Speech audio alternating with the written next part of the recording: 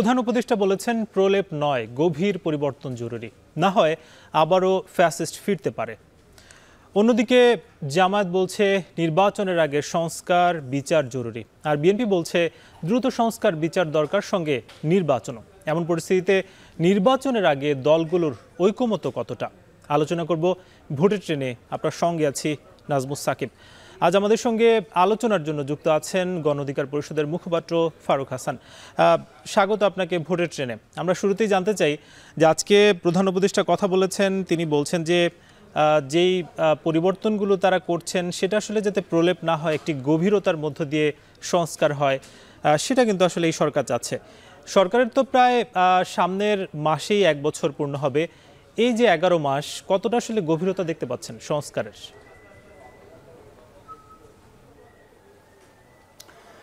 ধন্যবাদ আপনাকে, যারা দেখছেন এবং শুনছেন সকলকে ধন্যবাদ জানাচ্ছি।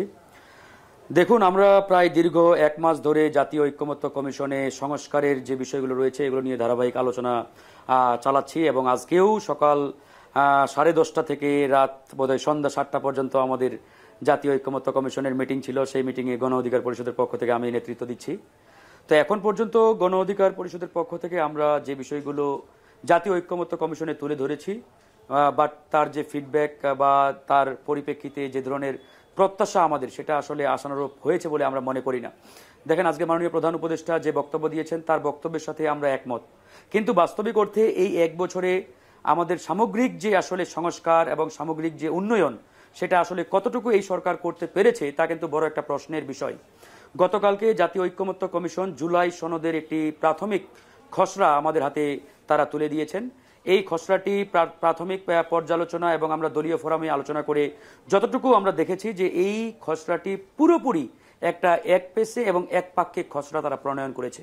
যেমন এই খসড়ায় শুধুমাত্র তারা একটি ফেনোমেনাকে এখানে মহিমান্বিত করে তোলা এবং একটি নির্দিষ্ট গ্রুপকে, যারা ইতিমধ্যে সরকারি পৃষ্ঠপোষকতায় নানাভাবে ফুলিয়ে ফাঁপিয়ে উঠেছে, এবং একটা নির্দিষ্ট গোষ্ঠীকে রাজনীতির ময়দানে এই সরকার ইতিমধ্যে দায়িত্ব নিয়েছেন প্রতিষ্ঠা করার জন্য।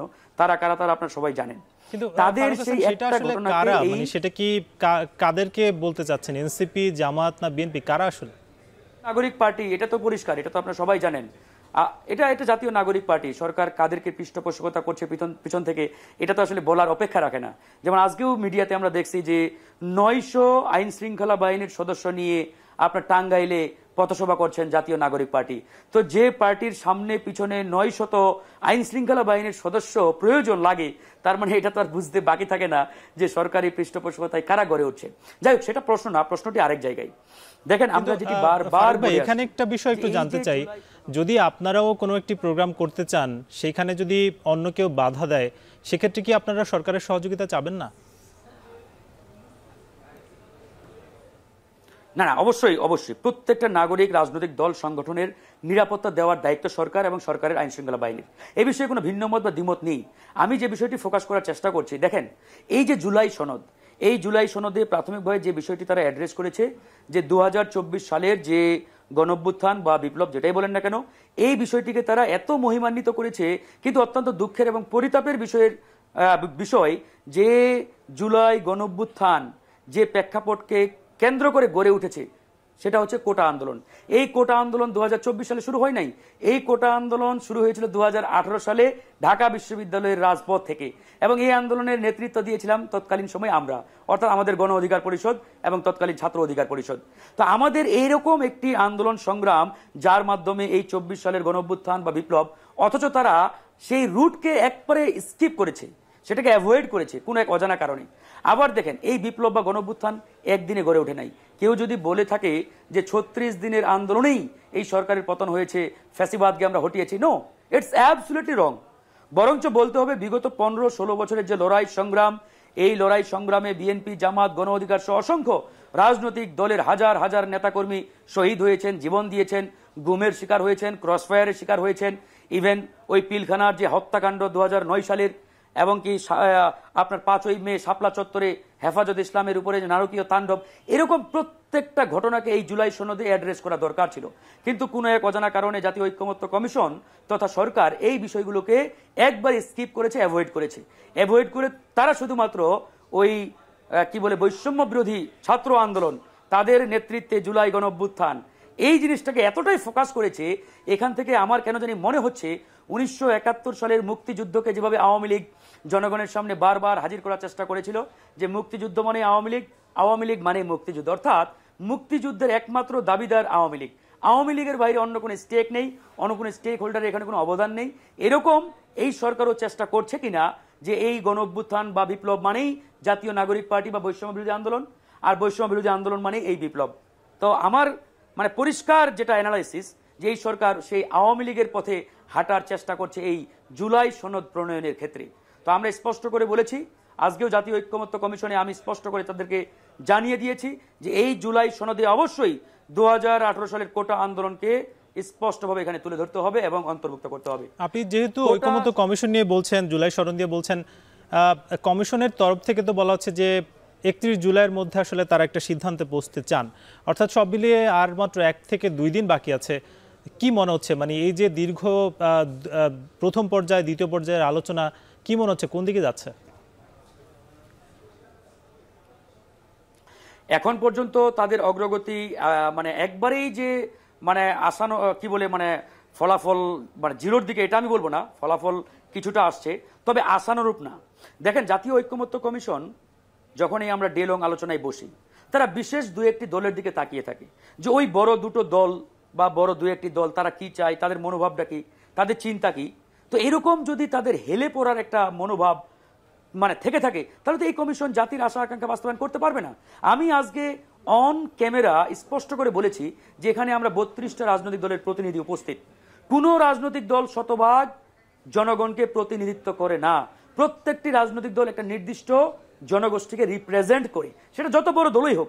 ইভেন যদি বিএনপির কথাই বলেন, বিএনপি বাংলাদেশে এই মুহূর্তে সবচাইতে বড় রাজনৈতিক দল, তার মানে এই নয় যে বিএনপি 100% জনগণকে রিপ্রেজেন্ট করে। বিএনপি ধরে নিলাম 40% জনগণকে রিপ্রেজেন্ট করে, অন্যান্য দলগুলো আরো 30%, তাহলে এখনো 30% পিপল কিন্তু বাইরে আছে। তার মানে এই ঐক্যমত্য কমিশনকে সবসময় ফোকাস করতে হবে জনগণের ডিমান্ড কি, জনগণ কি চাই। এখানে গণ অধিকার কি চাইলো, বিএনপি কি চাইলো, জামাত কি চাইলো, ডাজন্ট ম্যাটার। রাজনৈতিক দলগুলো তাদের জায়গা থেকে দলীয় অবস্থান থেকে তারা অনেক কিছু চাইবে, কিন্তু জনগণের ডিমান্ড, জনগণের চাওয়াকে প্রাধান্য দিয়ে জাতীয় ঐক্যমত্য কমিশন যদি সিদ্ধান্ত নিতে পারে তাহলে আমি বিশ্বাস করি তারা 31শে জুলাইয়ের মধ্যে একটা কার্যত দৃশ্যমান একটা সিদ্ধান্তের দিকে তারা এগিয়ে যেতে পারবে। আর তারা যদি মনে করে থাকে কোন দল বড়, কার পাওয়ার বেশি, কার জনশক্তি বেশি, সেদিকে মানে যেদিকে চাপ, যেদিকে উচ্চস্বরে তাপ, সেদিকে তারা হেলে পড়বে, হেলে যাবে, এরকম যদি তাদের অবস্থান হয়ে থাকে, নরবরে ভার্নারেবল, আমি স্পষ্ট করে বলেছি এরকম কমিশন দিয়ে জাতির প্রত্যাশা পূরণ হবে না। তো যাই হোক, আমরা যেহেতু আরো 2 দিন রয়েছে, আমরা আজকেও আমাদের যে আশঙ্কা এগুলো তাদেরকে জানিয়েছি। আমরা বলেছি এই কমিশনকে অবশ্যই জনগণের প্রত্যাশা পূরণে অনড় থাকতে হবে, দৃঢ়তার সহিত সিদ্ধান্ত নিতে হবে। অর্থাৎ আপনাদের তরফ থেকে আপনারা বিষয়টি ক্লিয়ার করেছেন। আমরা আরেকটা বিষয় আপনার কাছে একটু জানতে চাই যে জামায়াত এবং বিএনপি আজকে এক অনুষ্ঠানে দুইটা দলেরই আসলে নেতা ছিলেন, তারা বলছিলেন যে সংস্কার বিচারের পর নির্বাচন হওয়া দরকার, এবং সেখানে বিএনপি কিন্তু বলছে যে সংস্কার এবং বিচার যত দ্রুত হওয়া দরকার, পাশাপাশি কিন্তু নির্বাচনটাও দ্রুত হওয়া দরকার বলে বিএনপি আসলে মনে করছে। সেই বিষয়টা আপনারা কিভাবে দেখছেন সেটা আপনার কাছে জানবো, তবে তার আগে নিব ছোট একটা বিরতি, ফিরবো কিছুক্ষণ পর। আবারও স্বাগত, আপনারা দেখছেন ভোটের ট্রেন। আমাদের সঙ্গে যুক্ত আছেন গণ অধিকার পরিষদের মুখপাত্র ফারুক হাসান। ফারুক হাসান, আমরা বিরতির আগে যেটা কথা বলছিলাম সেখানে আমরা দেখেছি যে একটি অনুষ্ঠানে জামায়াত বলছে যে এই যে আগামীর যে নির্বাচন সেটার আগে সংস্কার এবং বিচার দুইটাই আসলে দ্রুত হওয়া দরকার, তারপর নির্বাচন। কি মনে করছেন? হ্যাঁ, নির্বাচন অবশ্যই দ্রুত হতে হবে, একই সাথে বিচার এবং সংস্কারের কার্যকর যে অগ্রগতি সেটাও লাগবে আমাদের। যেমন জাতীয় ঐক্যমত্য কমিশনেই তো আমাদের বিএনপির প্রতিনিধি জনাব সালাউদ্দিন সাহেব রয়েছেন, জামাতের পক্ষ থেকে সৈয়দ আব্দুল্লাহ মোহাম্মদ তাহের সাহেব রয়েছেন, আমরা অন্যান্য দলের প্রতিনিধি রয়েছি, সেখানেও একই আলোচনা হচ্ছে। তবে এখানে সবচাইতে মজার যে বিষয়, আমরা সবাই দ্রুত নির্বাচন চাই, আবার কার্যকর এবং প্রয়োজনীয় সংস্কারের প্রশ্নে আমরা কিন্তু আসলে এগিয়ে আসছি না বা সেভাবে। যেমন আজকে অনেকগুলো গুরুত্বপূর্ণ বিষয়ে প্রায় 3 থেকে 4 দিন ধরে আলোচনা হচ্ছে, বিশেষ করে আপনার সাংবিধানিক যে প্রতিষ্ঠানগুলো রয়েছে, দুদক, নির্বাচন কমিশন, পাবলিক সার্ভিস কমিশন, ন্যায়পাল সহ এরকম যে বেশ কয়েকটি সংবিধিবদ্ধ এবং সাংবিধানিক প্রতিষ্ঠান, এগুলো নিয়ে আমরা বারবার আলোচনা করেছি এবং অধিকাংশ রাজনৈতিক দল এই প্রতিষ্ঠানগুলোর যে নিয়োগ প্রক্রিয়া এটাকে সংবিধানে অন্তর্ভুক্ত করার পক্ষে। কিন্তু বিএনপি এখানে আবার এটার ভিন্ন মত তারা দিচ্ছেন যে না, এগুলো আমরা পূর্বের যে নিয়ম, যে সরকার যেভাবে দুদকের চেয়ারম্যান নিয়োগ দেয় বা অন্যান্য প্রতিষ্ঠানগুলোর প্রধানকে নিয়োগ দেয়, তারা সেই নিয়ম বহাল রাখার পক্ষে। তো আমরা বলেছি যে ভাই, বিগত 54 বছরে আমাদের যে তিক্ত অভিজ্ঞতা, যে তিক্ত ইতিহাস রয়েছে, সেখান থেকে আমরা জানি যে এগুলো যখন একটি নির্দিষ্ট সরকারের আন্ডারে থাকে বা দলীয় সরকারের আন্ডারে থাকে, তখন কিন্তু আসলে কার্যত পক্ষে আসলে আমরা এগুলোকে ফাংশনাল করতে পারি না এবং এরা আসলে তাদের নিরপেক্ষতার জায়গা থেকে সঠিকভাবে কাজ করতে পারে না। আমরা এমনও দেখেছি যে দুদকের মতো প্রতিষ্ঠান বিগত সময়ে সবচাইতে মোস্ট করাপ্টেড ব্যক্তিকেও সততার সনদ দিয়েছে। তো এইরকম প্রতিষ্ঠান রেখে বা মানে রাখা বা না রাখা একই তো কথা, শুধুমাত্র রাষ্ট্রের অর্থ অপচয়। এই জন্য আমরা আগামীতে বলেছি যে আগামীতে যাতে ওই রকম প্রতিষ্ঠান হিসাবে এগুলো ফাংশন না করে, এই জন্য এগুলোকে সংবিধানে অন্তর্ভুক্ত করতে হবে। তো এই জায়গায় যদি বিএনপি একমত হয় তাহলে তো আলহামদুলিল্লাহ, আর কোনো সমস্যাই থাকে না। তো এরকম অনেক গুরুত্বপূর্ণ এবং ফান্ডামেন্টাল বিষয়ে বিএনপি ভিন্নমত পোষণ করার কারণে আমরা কিন্তু সংস্কারের প্রশ্নে যে ধরনের কার্যকর অগ্রগতি আমরা আকাঙ্ক্ষা করি। আপনি যে প্রতিষ্ঠানগুলোর কথা বলছিলেন, যে রাজনৈতিক দল যখন আসলে সরকারের ক্ষমতায় থাকে, আমরা তো যদিও এগুলোকে স্বতন্ত্র বলা হয়, ইসি কিংবা দুদক, তারপরে একটা আলাদা একটা প্রভাব সেখানে কিন্তু আমরা দেখতে পাচ্ছি। তো সেটা কি আগামীতে আসলে তৈরি হবে না? এই জন্যই তো প্রভাব যাতে না থাকে, না এই জন্যই প্রভাব। যেমন ধরেন, এখন আপনার দুদকের চেয়ারম্যান নিয়োগ দেয় কে? রুলিং গভর্নমেন্ট, মানে যিনি পাওয়ারে থাকেন। তো যিনি পাওয়ারে থাকেন তিনি যখন একজন চেয়ারম্যানকে নিয়োগ দেন, ওই চেয়ারম্যানের ক্ষমতা নেই যে ওই দলীয় সরকারের এগনেস্টে গিয়ে ওই দুর্নীতি তদন্ত করা। ইভেন আমি একবার ছোট্ট করে উদাহরণ দিই, বর্তমানে অন্তর্বর্তীকালীন সরকারের মানে একটা রেজিম চলছে। এরকম একটা সময়ে সবার প্রত্যাশা যে এখন আমরা ন্যায় বিচার পাবো, প্রত্যেকটা প্রতিষ্ঠান ফাংশন করবে, তারা মানে ন্যায় বিচার প্রতিষ্ঠা করবে, ইত্যাদি ইত্যাদি। কিন্তু এরকম একটা সময়ের মধ্যেও দেখেন, কিছুদিন আগে স্থানীয় সরকার উপদেষ্টা জনাব আসিফ মাহমুদের এপিএস এবং স্বাস্থ্য উপদেষ্টার এপিএস এর মোটা অঙ্কের দুর্নীতির বিষয়ে কিন্তু দুদকে অভিযোগ সাবমিট হয়েছে। কিন্তু কোনো এক অজানা কারণে সেই দুদক আজ পর্যন্ত সেই দুইজন এপিএস এর দুর্নীতির তদন্তের অগ্রগতি তারা কিন্তু করতে পারে নাই বা জনগণের সামনে হাজির করতে পারে নাই। তার মানে দেখেন, এরকম একটা গণঅভ্যুত্থান বিপ্লব পরবর্তী সময়েও এই দুদক আজ পর্যন্ত কিন্তু এই সরকারের বা এই সরকারের যারা দায়িত্ব রয়েছেন তাদের কোনো কর্মকর্তার এগনেস্টে গিয়ে তারা কিন্তু একটা সঠিক নিউট্রাল পজিশন থেকে তদন্ত করতে পারছে না। পজিটিভ দিক নয়। আমরা আগে দেখেছি যে সবাই আসলে জানতো যে এই লোকটি করাপ্টেড, সেটা সামাজিক যোগাযোগ মাধ্যমে ফ্ল্যাশ হতো, কিন্তু তাদের বিরুদ্ধে আসলে কোনো ব্যবস্থা নেওয়া হতো না। এখন তো অন্তত ব্যবস্থাটা নেওয়া হচ্ছে। না, ব্যবস্থা কয়েকটি জায়গায় নেওয়া হচ্ছে। আমি একটা জাস্ট এক্সাম্পল দিয়ে বোঝানোর চেষ্টা করছি যে এইরকম সময়েও কিন্তু আসলে আমরা সঠিক তদন্ত পাচ্ছি না। তো আগামীতে দলীয় সরকারের আন্ডারে এই প্রতিষ্ঠানগুলো যদি থেকে থাকে, তার মানে ওই দলের নেতা কর্মীদের দুর্নীতির বিষয়ে ওই প্রতিষ্ঠানগুলো তদন্ত করতে পারবে। এটা তো হাস্যকর বিষয়, এটা কোনোভাবেই সম্ভব না। এই জন্যই আমরা বলেছি যে এই প্রতিষ্ঠানগুলোকে অবশ্যই সংবিধানে অন্তর্ভুক্ত করতে হবে। তো নট অনলি জাস্ট এই সাংবিধানিক প্রতিষ্ঠান, এরকম অসংখ্য আমাদের ধরেন যে ফান্ডামেন্টাল বিষয় রয়েছে, যেমন কেয়ারটেকার গভর্নমেন্ট যে ফরমেশন, এটা নিয়েও আজকে অনেক ডিবেট হয়েছে।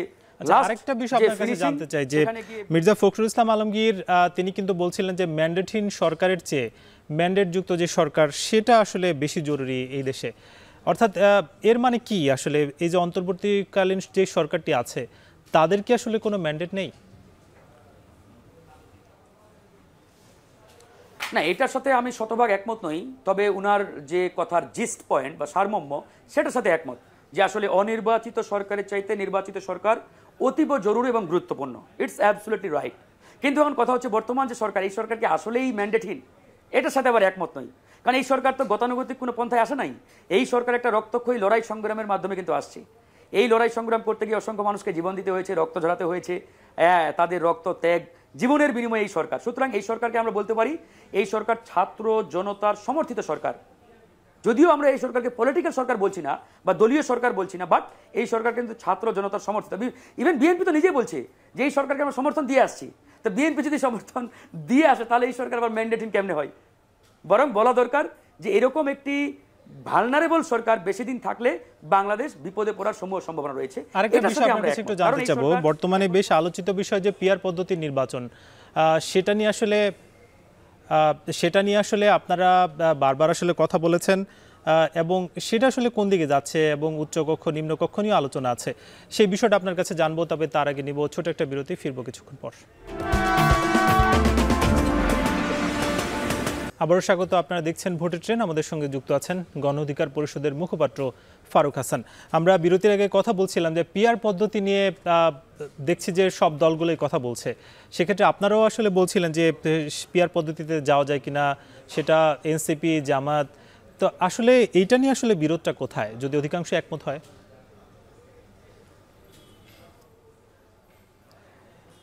ওই যে বললাম শুরুতেই যে জাতীয় ঐক্যমত্য কমিশন তো আসলে অধিকাংশ ফর্মুলাই নেই, মানে আমরা ডেমোক্রেসির কথা বারবার বলছি, তো গণতন্ত্র মানেই তো সংখ্যাগরিষ্ঠের মতামত বা সংখ্যাগরিষ্ঠের শাসন। তবে এই জায়গায় আবার ধরেন যে জাতীয় ঐক্যমত্য কমিশন মানে ওই ডেমোক্রেসি ফলো করে না, তারা ফলো করে ওই দুই একটা দল কি চায় কি বলে। তো এখন এই যে পিআরের কথা আমরা বারবার বলছি যে সংখ্যানুপাতিক নির্বাচন কেন, এখানে বিএনপি বারবার বলার চেষ্টা করছে যে আপনার ওই যে ওয়েস্টমিনিস্টার সিস্টেম বা প্রেসিডেন্সিয়াল সিস্টেম। আসলে এই 54 বছর 12 বার নির্বাচনের মুখোমুখি আমরা হয়েছি, 12টি নির্বাচন খাতা কলমে হয়েছে। এই 12টি নির্বাচন হয় রাষ্ট্রপতি শাসিত সিস্টেমে অথবা আপনার ওই সংসদীয় পদ্ধতিতে হয়েছে। এই দুটো পদ্ধতির মাধ্যমে এই 54 বছরে বাংলাদেশ কিন্তু কার্যতপক্ষে একটা সিস্টেমেটিক বাংলাদেশ জনগণকে উপহার দিতে পারে নাই। বারবার আমরা ফ্যাসিজমের শিকার হয়েছি, বারবার স্বৈরতন্ত্র এই দেশকে গ্রাস করে ফেলেছে। তো এই জন্যই বলেছি যে বিগত এই সিস্টেমগুলো যেহেতু কোলাপস করেছে, তারা যেহেতু জনগণকে ভালো কিছু দিতে পারে নাই, এই জন্যই আগামী জাতীয় নির্বাচনে আমাদের নতুন পদ্ধতি নতুন সিস্টেম দরকার। সেটা কি? সেটা পিআর। এই পিআর সিস্টেমে যদি আগামী জাতীয় নির্বাচন হয় তাহলে এই নির্বাচনে কালোবাজারি থাকবে না, কিন্তু ভোট পিআর কেনাবেচা হবে না। পদ্ধতি তো নানা ধরন আছে, মানে আপনারা কোন ধরনের পিআর পদ্ধতিটা চাচ্ছেন? ইয়েস পিআরের 4টা মোটা দাগে আপনার পদ্ধতি আছে। 4টা পদ্ধতি আপনি ধরেন যে সলিড পিআর অ্যাপ্লাই করতে পারেন, মিক্সড পিআর অনুসরণ করতে পারেন, এরকম বেশ কয়েকটা পদ্ধতি আছে। তো আমাদের রাজনৈতিক দলগুলো যদি এগ্রি করে বিএনপি সহ, তারপরে আমরা আসলে পদ্ধতি নিয়ে আলোচনা করতে পারি যে আমরা মিক্স পেয়ারে যাব নাকি সলিড পেয়ারে যাব, আরও অন্যান্য বেশ কয়েকটা ফর্মুলা আছে, সেটা নিয়ে আমরা আলোচনা করতে পারি। তো এখন পর্যন্ত বিএনপি তো আসলে কোনোভাবেই পেয়ারের পক্ষে না। তো তারা যদি এগ্রি করে তাহলে আমাদের পরের স্টেপে আমরা যাওয়ার বিষয়ে আমরা আলোচনা করতে পারি। তো এখন পর্যন্ত বিশেষ করে গণ অধিকার পরিষদ, জামাত ইসলাম, নাগরিক পার্টি, ওই ইসলামী আন্দোলন সহ অধিকাংশ রাজনৈতিক দল পেয়ারের পক্ষে। দু একটি রাজনৈতিক দল তারা পেয়ারের বিরোধিতা করছে। তো আমরা এখনো আমাদের যে বক্তব্য, আমাদের যে অবস্থান, পিআরটা কি, মানে আপনারা কি সামগ্রিক পিআর এর পদ্ধতিতে নির্বাচনটা চাচ্ছেন নাকি উচ্চকক্ষে পিআর চাচ্ছেন, নিম্নকক্ষে, কোনটা আসলে? না, আমাদের বক্তব্য হচ্ছে আমাদের দলীয় পজিশন, আমরা আপার হাউস লোয়ার হাউস মানে দুই কক্ষেই আমরা পেয়ার চাই।